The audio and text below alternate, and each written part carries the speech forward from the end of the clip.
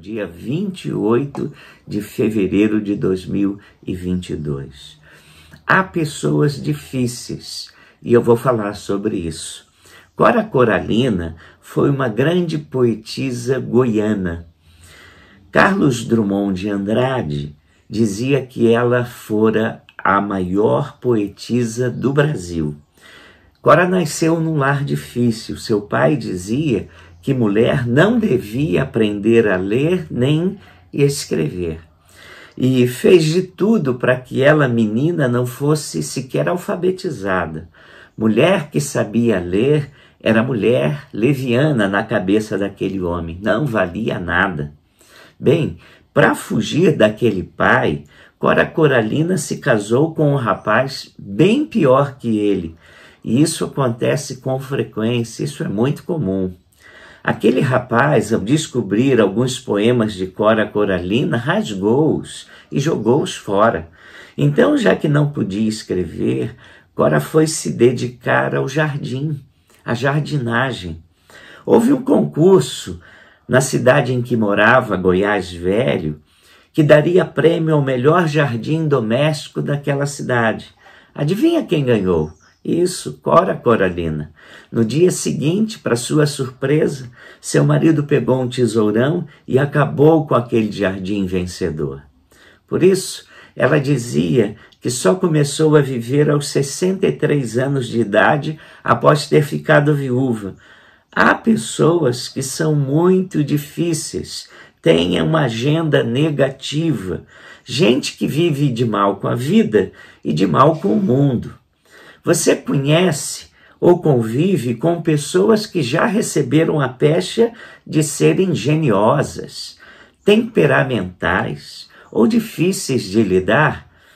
Creia-me, todas as famílias, igrejas ou círculos de amizades têm os seus representantes. A própria Bíblia traz uma gama de personagens que viveram relacionamentos tempestuosos, com gente difícil. A sensata e bela Abigail conviveu com Nabal, seu complicado marido. A centrada Maria teve por irmã uma ativíssima e irritadíssima Marta. José do Egito teve 11 irmãos que desejavam vê-lo pelas costas. Evódia e Sintique, líderes na igreja primitiva, não se bicavam. E Paulo fez um emocionado apelo para que elas entrassem em concordância. Está em Filipenses 4, 2 e 3. Mical se recusou a partilhar da alegria do seu marido Davi, quando este dançava diante da arca do Senhor. Ficou na janela censurando. Ela é a figura daqueles que se recusam a entrar na alegria. Gente que fica só observando e sempre tem algo para reclamar. É comum nos depararmos com pessoas como Jonas. Se aborrecem com a graça de Deus na vida daqueles que eles acham que não merecem, e ficam mal-humorados. Barnabé era flexível, de fácil trato, Paulo nem tanto.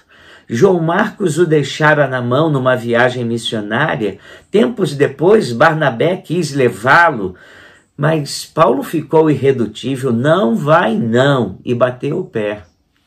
Cristãos sinceros podem passar horas na sala do trono em oração, mas quando descem de lá, têm dificuldade em interagir com os pobres de espírito que os rodeiam. Com os anjos do céu é que glória, mas aqui na terra, aí é outra história. No fundo, continuam lutando contra a sua velha natureza. Tiago, na Bíblia, faz uma humilde confissão, porque todos tropeçamos em muitas coisas, diz ele em Tiago 3:2. Creio que ele inclui aí também os tropeços provocados por conta do nosso temperamento. Os sanguíneos, por exemplo, sempre cativarão pelo entusiasmo e simpatia. Mas se você os ama também, terá que conviver com os dramas que fazem e com os acessos de raiva desproporcional às circunstâncias. É admirável a sensibilidade e o senso estético de uma pessoa melancólica, mas você terá de se acostumar com o seu lado amuado e pessimista.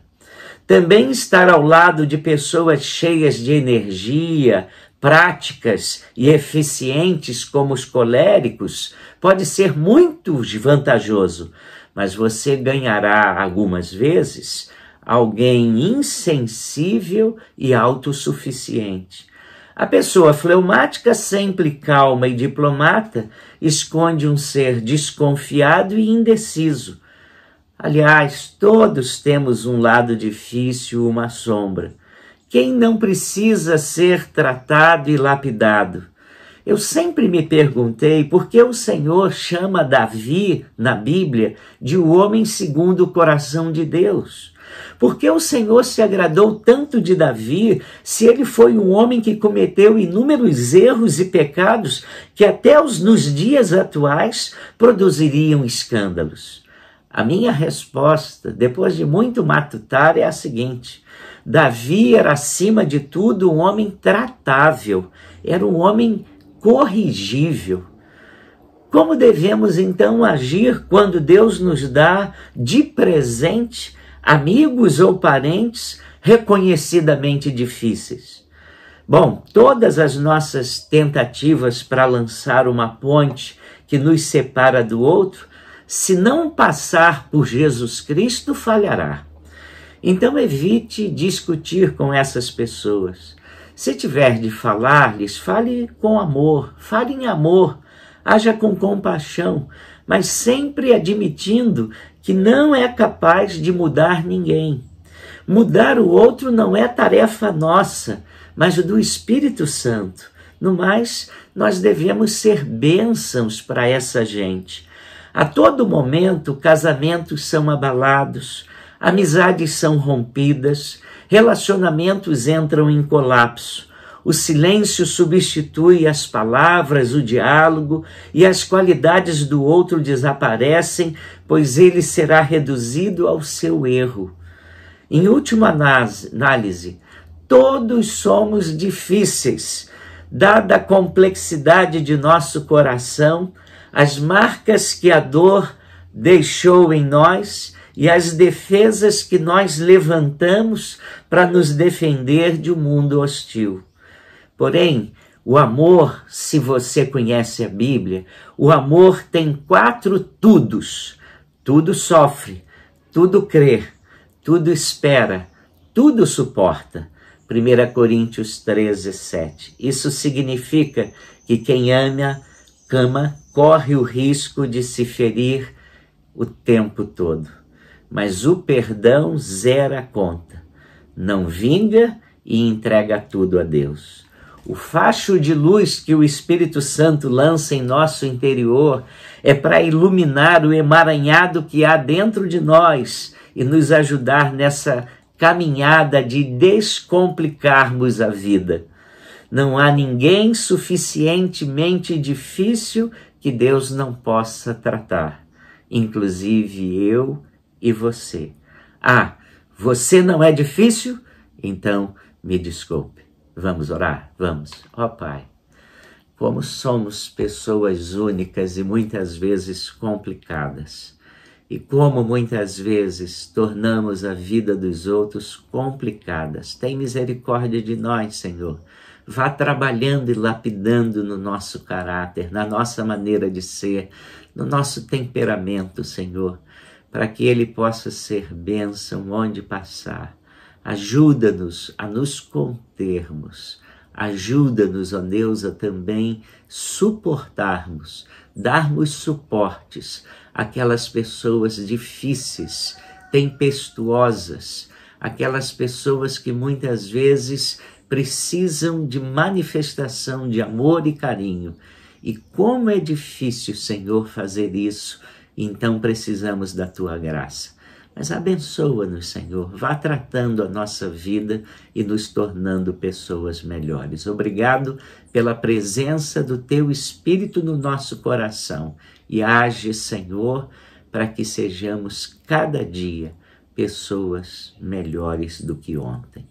Oramos pedindo a Tua bênção para todos os nossos irmãos e amigos. E o fazemos humildemente, em nome de Jesus. Amém. Tenha uma ótima semana.